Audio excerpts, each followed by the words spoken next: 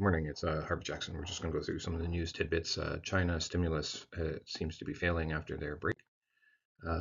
Here's just an article and a lot of the other things that are going on. So the market is very jittery around the Fed news, the Chinese stocks faltering. Yeah, so there's a lot of things going on. The crop progress report came out yesterday, and just quoting Karen on X from DTN.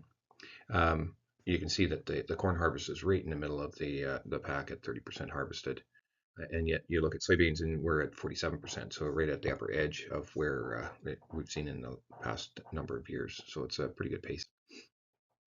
Of note here, I would say the main thing that I'm going to point out here is that the winter wheat planted is at 51%, which is close to last year. But we do want to maybe realize how dry that might be in that area as well, with this heat and good harvest going on. There's a fair bit of dryness in the major wheat growing area. Palm oil has had a pretty good snapback. You can see that on the chart here. Almost pulled back the full value that we actually traded yesterday. So it's a fairly significant pullback. West Texas crude has actually done the exact same thing. So this is a intraday chart and just showing the last 5 days, but you can see this is a pretty good move down. Weather, Hurricane Milton, and this is a day old, so but there's going to be significant weather events in the Gulf for hitting Florida. Um, it, again, borrowed from Eric Snodgrass, but you can see how this ridging is starting to build, and it looks like we're going to have some ridging over the central U.S. for a little bit of time, as long as these ridges stay in place. And it's also doing some ridging over in the Eastern Europe as well, as you can see here. So this is a little bit of what is being called out for La Nina, and you know whether these things actually will continue to play out. But we'll see if we got colder in Canada, which tends to happen with La Nina, and then possible wetter in the farther south. So here's your 1 week artificial intelligence hitting, the major growing area for the soybeans in Brazil. And here's your 1 week GFS. Doesn't have as much rain in there. And then if we flip over to the 2 week, you start to build even more moisture, of course, in that same area, and starts to build more, but in the GFS, but the GFS still has a little bit less. Let's just see what's affecting the markets here. So canola is down close to $2. Rapeseed is down 3. Soybean oil is down 0.8 of a cent a pound. As mentioned, palm is down. Crude oil is down $1.30. Soybeans down 14, and wheats are down a couple cents to almost flat. Canadian dollar flat, and soy meal down $3.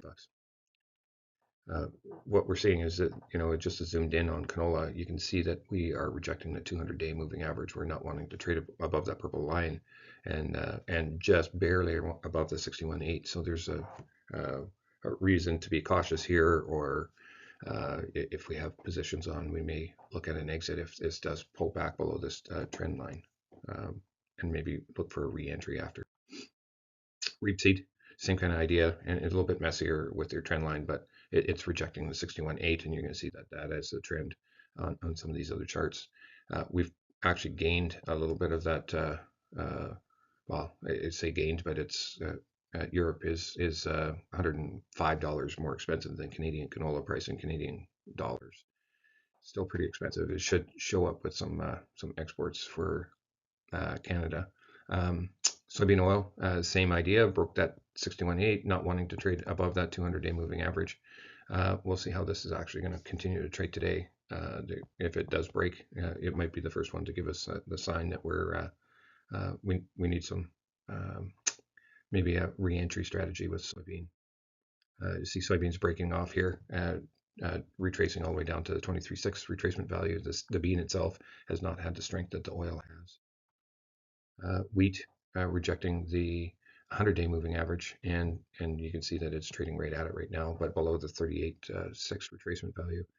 So this is on bar chart, of course, as well, but wheat is suggesting that there's a 56% buy based on just all the indicators that they have, and this is another nice little tool to look at, is just where is the support and resistance based on all of those tools. Chicago wheat could possibly be breaking through this channel, but still above the 23.6 as a support. And same thing with the hard red winter and rejecting that 100-day moving average, of course, as well. Same thing with milling wheat. It's trading in between there, the 38.2 and the 23.6 retracement values, and in the middle of this range. But still, if we were to look at the channel, it's probably still supported there.